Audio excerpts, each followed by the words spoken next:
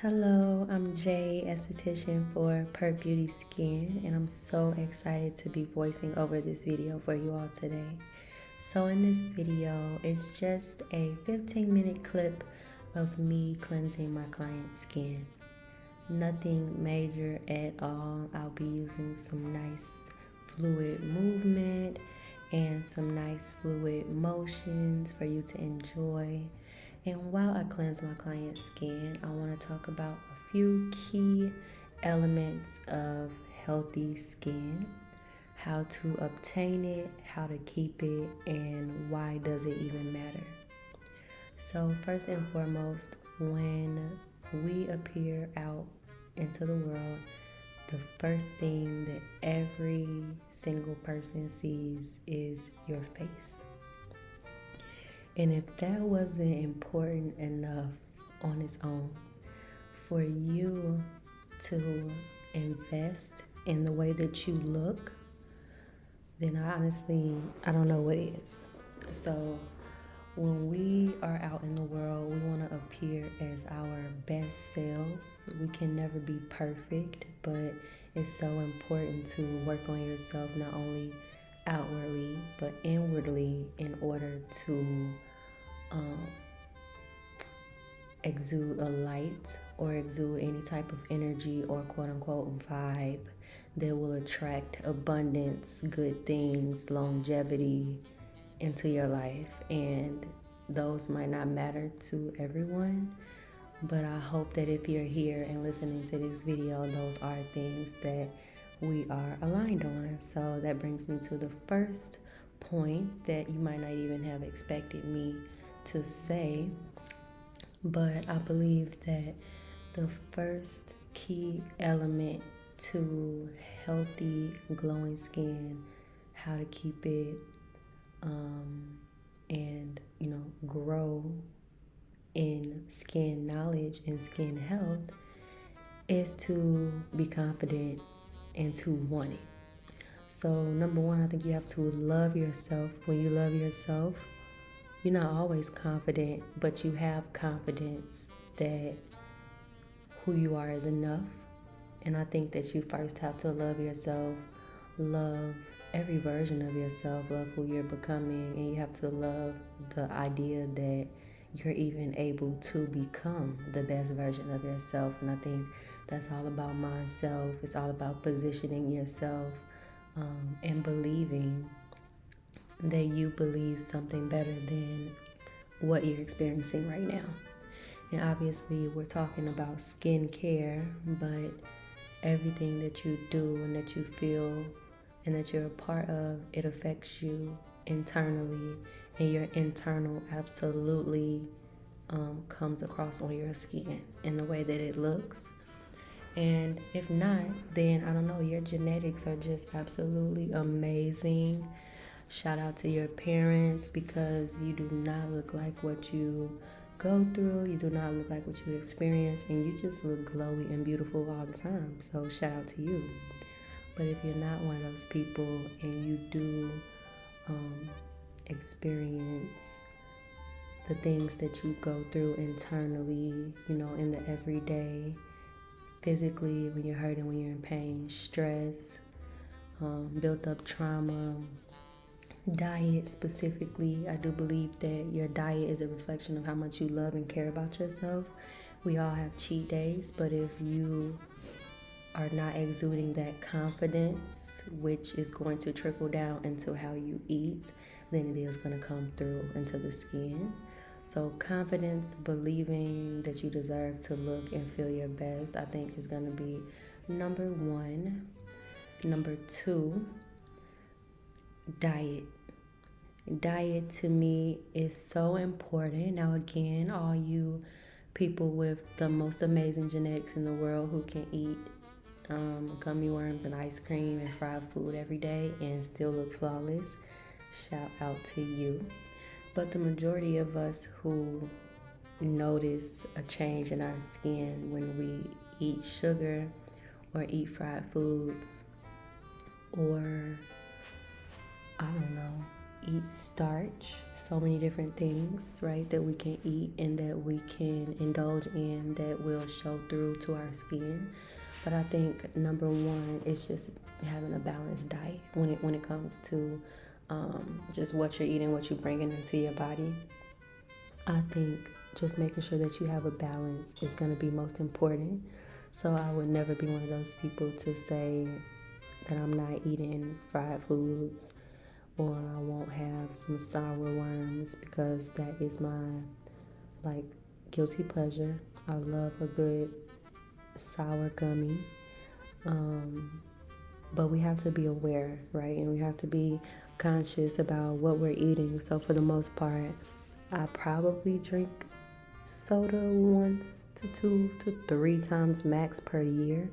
And that's because, sometimes you crave that kind of feeling when you're drinking something. But for the most part, I really don't drink soda. I drink a lot of water. I don't think that I'm as hydrated as I could be when it comes to water intake, but I drink a lot of water. I try to stay away from fried foods, but living in Chicago, it's hard.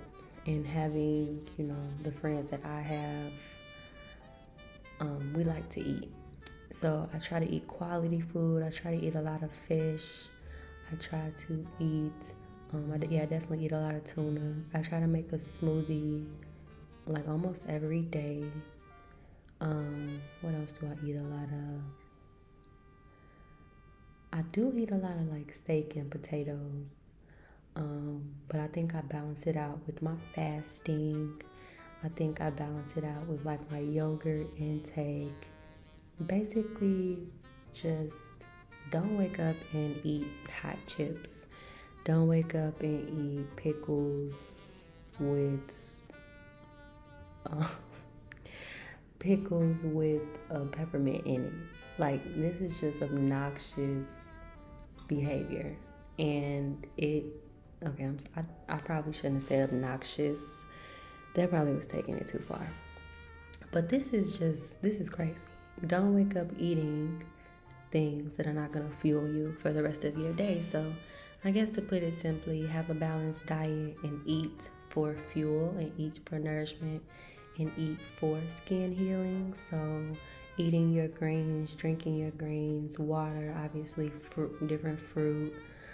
These are things that are going to help your skin to heal and to flourish and to thrive. So that's my second point. My third point, and key factor to obtaining and keeping healthy skin is going to be consistency. So whether it's consistency in the two things that we just talked about, like believing in yourself and knowing that you deserve a certain life, to look a certain way and to just show up in the world a certain way, to be consistent with eating healthy, like love yourself and treat yourself right, but have a balance and understand the majority of what you intake is gonna be what shows on the outside. It's not always like that, we talk about those genetic kings and queens who are just winning in the skincare area and they do whatever they want, but this is not for them. This is for us who actively have to work for our healthy skin and seek information and knowledge as we age, as the seasons change, and as the skincare industry grows, because we need to know what is best for us in each season of our life. So I think consistency in those things, but also, consistency in your skincare routine. So 10 steps is not for everyone, but I do think that if you have a solid cleanse, tone, moisturize, which would be a cleanser, a toner, a sunscreen during the day, and then a different moisturizer for nighttime, be consistent with that, right? You don't have to watch what someone else is doing. You don't have to watch what you used to do, and you don't really have to think about, what you can add in when you're not even being consistent with 3 products that you currently have. So I think that being consistent with what you have and what you know and seeking results, with just what's around you. I think that is a big aspect. I think that's a big key to help build discipline, and not just believing in yourself, doing your skincare routine and eating healthy, but just discipline in setting life goals and life plans and finding fulfillment outside of just the way that you look. Although the way that you look usually is going to attract or repel different opportunities from you. And so that's why I think it's so important for us to care about the way that we look, not just what we have on in a materialistic fashion, but how is the health and integrity of your skin. I'm not worried about if you break out a little bit and you get acne. Like, that is the reason why we have oil glands. Like, we have pores, it produces oil. Like, our skin has a job and it's gonna do its job. If you eat something bad, the skin is probably gonna produce a pimple because you ate something bad, and it is expelling that toxin and it's coming through the skin. Whereas in other factors, the toxins in the body might come through the pee, or it might come through when you have when you have a bowel movement. It might come through if you vomit. It might come out in your sweat. Like, toxins are gonna release themselves some way or another. So honestly, we might as well cut the fact that it won't, because it will. So what are we gonna do to keep the toxins that are being put in our body? What are we going to do to keep that at bay? Because we can't really control the environmental factors around us, such as the toxins that are in the air, the things that are in the food that we eat, whether that's good food or bad food, because we have all these different type of preservatives now. But if you're at least conscious to create a balance in what you are internalizing, I think that you will see huge improvement. So that's another element and another factor. I think the last thing that I want to talk about, as far as key ways that you can sustain healthy skin, is getting a facial, getting a facial, getting a facial every month, getting a facial every month, getting a facial every 3 months, getting a facial every 3 months. Like, be consistent in some way of incorporating facials into your skincare routine. I have been an esthetician 7 years, and I want to say prior to being an esthetician, especially growing up, spa was really like in the movies. It wasn't even something you did on a birthday, something you asked for Christmas. Like, I never even seen myself as being like a spa girly. Now I do and have always loved like self-care, beauty, getting a new lotion, getting my eyebrows done and looking good. But spa just was not a part of that. So if you're not spa savvy, I don't blame you. But I promise you, coming to get a facial with me or with any esthetician that's available near you, even just getting a virtual skin consultation and booking a virtual appointment so that you can go through your skin goals and talk with your esthetician and really figure out what is the best solution for you skin wise, and creating a routine that is going to carry you, that's going to give you the results that you want. Because at-home care is like 85% of how you appear, and how your skin is going to be. But there's nothing like getting a facial, getting a full skin reset, allowing your esthetician to focus on the details of your skin, doing extractions, massaging out fine lines and wrinkles, giving you a lymphatic drainage massage that is going to help sculpt and lift and remove stagnant toxins and energy, inflammation from the skin. Like, you would be so surprised at how much stagnant water, lymph, energy, and toxins is just sitting in the skin.